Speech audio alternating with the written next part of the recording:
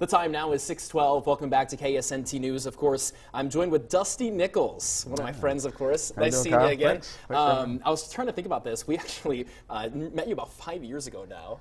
Yeah, Time it's probably about 5. We were doing stories on ice storms then, I think. I think so too, and the drought actually at the time. But he's here this morning, of course, the Shawnee County Emergency Manager, talking about severe weather. Of course, we're in the apex of severe weather. No severe weather last night, but our very own Chief Meteorologist Matt Miller is doing stories about if you were at place X, what would you do if bad weather was happening? He heard a story last night. We were chatting about it. So shoot.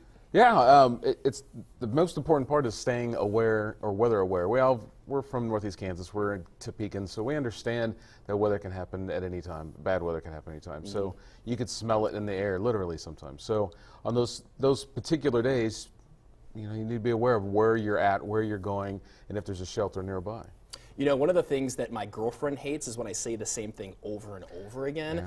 We call that being redundant. But in terms of a severe weather plan, redundancy is a huge part of that. Absolutely, and sharing that plan, that's the other part.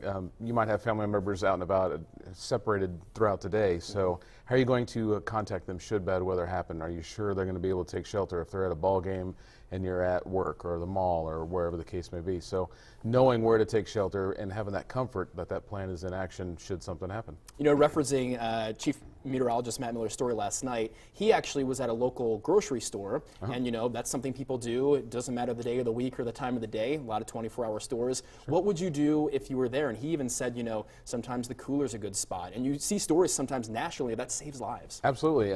Most stores, shopping centers, so they have a plan for where they're going to shuffle people depending on the type of weather. That's the timing of that plan when they start moving people. So if you're in those situations, make sure you're paying attention to the people who are helping you go to that area. And sometimes if you're out and about and you think you can take shelter in a store, may not be the case because you'll go to that door and knock on it and try to get in, and they've locked the door taking shelter themselves. So it's best to act early instead of waiting to the last second and knowing where that shelter is and going there. And you know what, Dusty, we'll wrap it up with this, but I think it is worth mentioning and saying honestly, I know we're all here in Kansas, we know about thunderstorms, sometimes like to take the pretty picture of the funnel cloud and stuff, but act early, and I really think that that's a really good point. Honestly, the earlier you can act, the better we know. If it's a moderate risk day, as a local weather person, we know it's going to be bad. Sometimes youth sports will be canceled. The folks watching at home know that as well. So just act early and be prepared. Yep, absolutely. And if you hear a siren,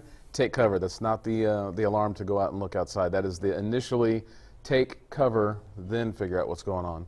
We are sounding the sirens in the warned area instead of countywide now. So if you hear a siren, it's in your area, so you should take cover. And when are those tests again?